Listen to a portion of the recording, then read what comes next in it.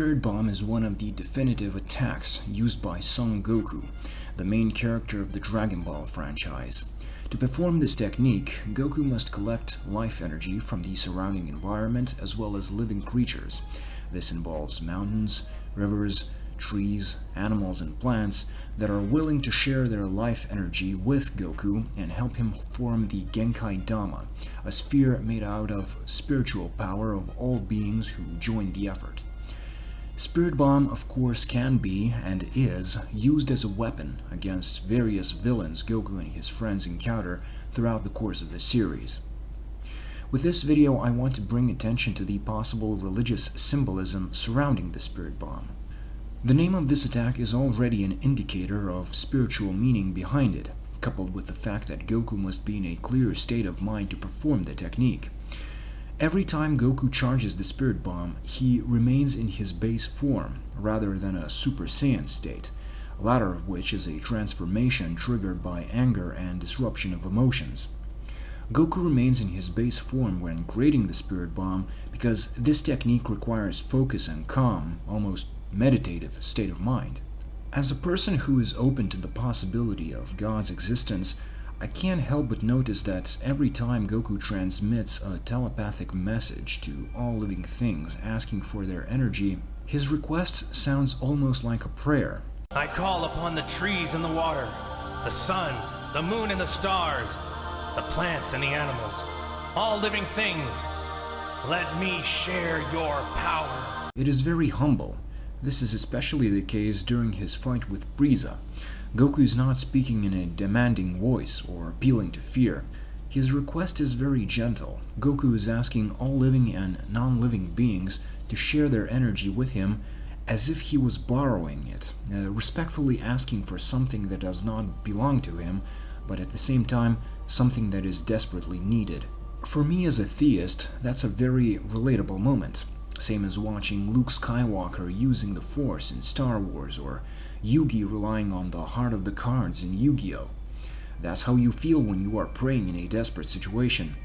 Of course, some of you can point out that Goku is obviously not praying to God, but despite the fact that it is not the intention of the authors, I'm still going to argue that in some sense, he is. It really depends on one's understanding of God. For the British philosopher Alan Watts, God is the unarticulated reality, raw, pure subjective experience, miracle of the present moment that presents itself to us before it is processed by our inherent habits of interpretation, labeling, and categorization. To Watts, God is the experience of reality before it is articulated, before it is named. Why? Because this is how God is understood in apophatic theology, a theological tradition that is based on the idea that human intellect is an unsuitable tool to know God. Therefore, the only way for the human mind to approach this reality is through negation.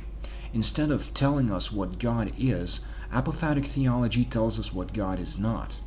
Very often these negations contradict each other, intentionally, to further demonstrate the fact that God is beyond human understanding, or at least beyond the way of thinking that is defined by words, abstract concepts, and generalized linguistic categories of similar nature.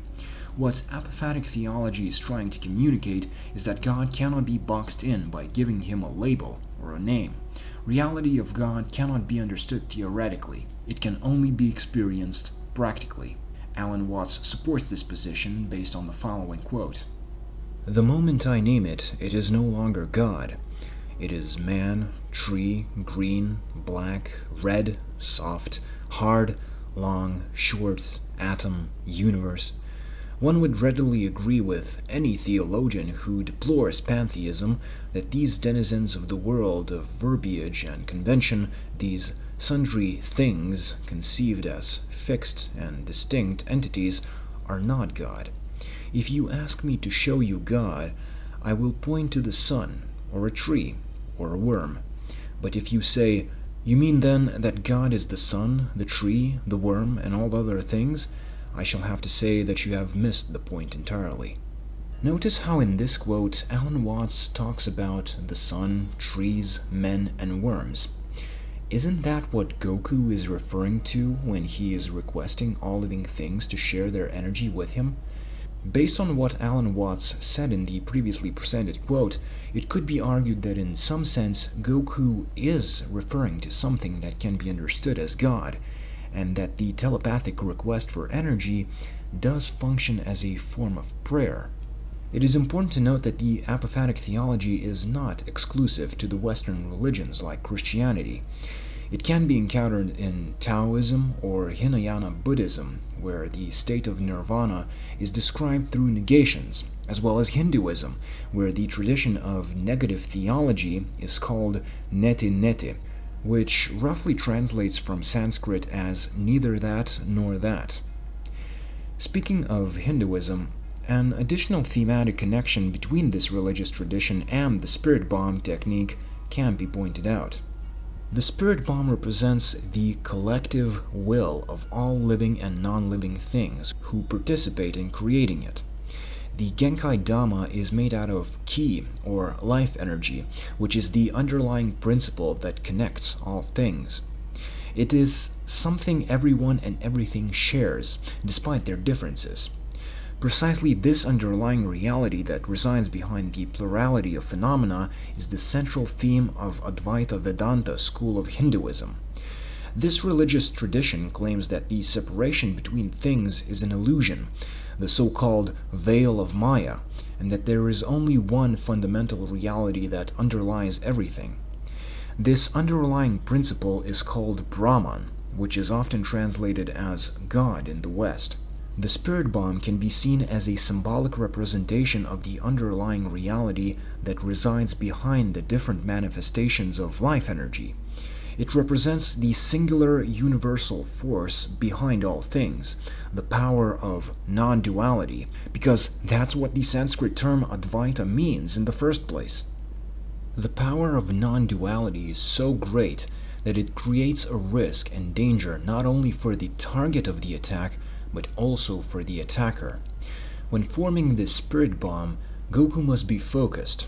From a symbolic perspective, by using the spirit bomb, Goku channels and embodies the collective will of the planet, universe, or nature, which puts an enormous strain on him as an individual organism. He must stay focused to not lose control of all the surging power he is handling, because as both Goku and his teacher King Kai points out, the spirit bomb is so powerful, the user of the technique is risking to annihilate the planet where the spirit bomb itself is used. There were a couple of instances throughout the series where the spirit bomb almost backfired, and this aspect of the technique can be seen as an illustration of a principle encountered throughout many religious and spiritual traditions around the world. I'm talking about the idea which states that the fear of God is the beginning of wisdom. Multiple religious traditions around the world require the practitioners to undergo some form of ritual cleansing before interacting with objects of special spiritual significance, objects that have a numinous quality to them and are capable of inducing a religious experience. Psychologist Carl Gustav Jung once wrote that a religious experience is any experience that receives the highest possible rating, no matter its content. Religious experience can range from pure bliss to nightmarish horror. It can be both healing and incredibly destructive. It is a psychological equivalent of electricity, which can be applied in productive ways or shock a person to death. To handle a power like that, one must be pure of mind and heart. In other words, one must be someone like Goku, who, because of his purity, is someone who can ride the Nimbus cloud or create and use a spirit bomb without destroying himself in the process. The last thing I want to bring attention to is the fact that the spirit bomb has the appearance of a mandala. In Jungian psychology, mandala symbolizes the goal of psychological development, the highest virtue the development of personality is aimed at. In analytical psychology, this is known as the archetype of the self. The self is described as the most powerful factor existing in the psyche, the union of conscious and the unconscious, the highest level of integration where oppositions cease to exist, a mental state that is equivalent both to the previously mentioned religious experience and the non-duality that is the main object of concern in the Advaita Vedanta school of Hinduism.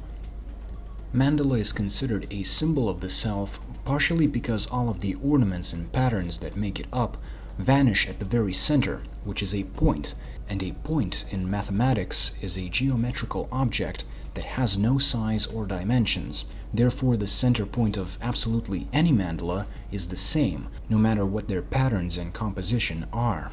Another reason why mandala is the symbol of the self is the fact that mandala functions as a symbolic protective circle. When the self is no longer projected into the outside world and is recognized as an internal psychological factor, mandala creates symbolic borders around consciousness in order to protect it from a condition known as ego inflation, which is the case when the individual ego subject disintegrates by over-identifying with the archetype of the self.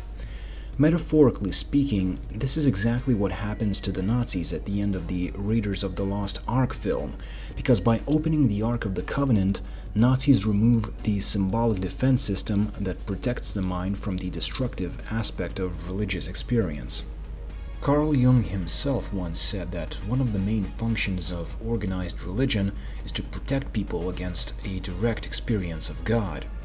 Carl Jung always emphasized the fact that the idea of God, or God image, is also a symbolic expression of the archetype of the self, because in theistic traditions, God is understood as a perfect personality. In other words, precisely something that the process of spiritual development would be aimed at, something that would provide an individual with direction and strength during difficult times, and by doing that, retroactively organize their life by giving it a teleological structure. Returning to the topic of spirit bomb, we can draw these conclusions. As a collection of life energy gathered from billions of different sources around nature, spirit bomb represents the underlying unity which resides behind the plurality of phenomena. Because it is a sphere, spirit bomb has the basic structure of a mandala, a symbol which in analytical psychology expresses the totality of consciousness and the unconscious. Mandala symbolizes the union of opposites, the elimination of tension, and in turn, spiritual balance and equilibrium. In such a mental state, neurosis is impossible, because the basis of neurosis is precisely the previously mentioned tension between consciousness and the unconscious.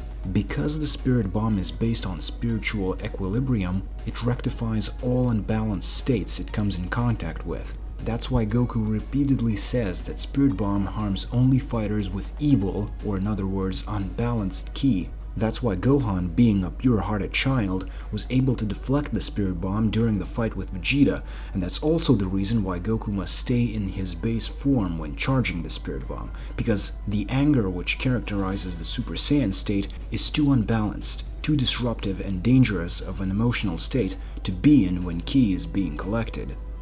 As mentioned earlier, when Goku addresses mountains, stars, trees, and animals in his telepathic request for energy, it can be seen as a metaphor for prayer.